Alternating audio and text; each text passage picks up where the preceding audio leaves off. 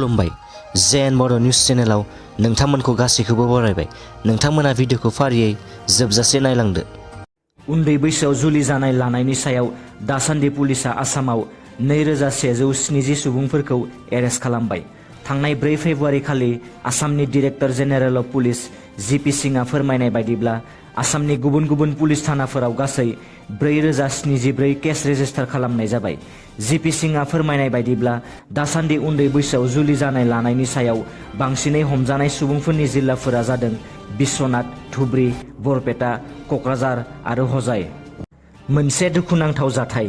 सासे आइजोआ गावनि बिफाखौ उन्दै बैसोआव जुलि होनायनि दायाव पुलिसजों हमजानो गिनानै गावनि जिउखौ फोजोबना लानाय जाथाया सोराङाव फैदों। बे जाथाया जादोंमोन थांनाय 3 फेब्रुआरि खालिनि मोनानि समाव मानकासार जिल्लानि सिङाव थानाय खोला सालमारायाव। जिउ फोजोबना लानाय आइजोखौ सीमा खातुन होननानै सिनायथिनो मोननाय जादों।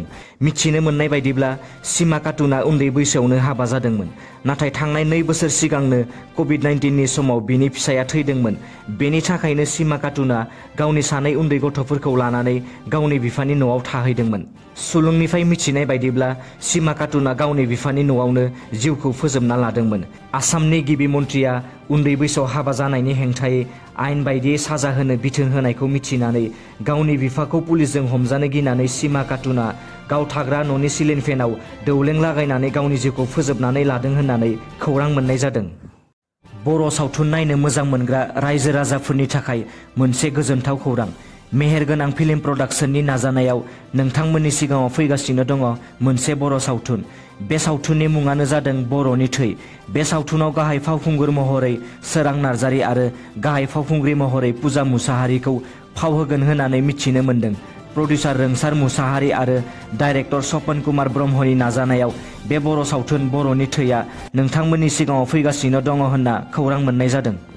रैखाथि हान्जानि मोनसे गिदिर जाफुंसारनाय।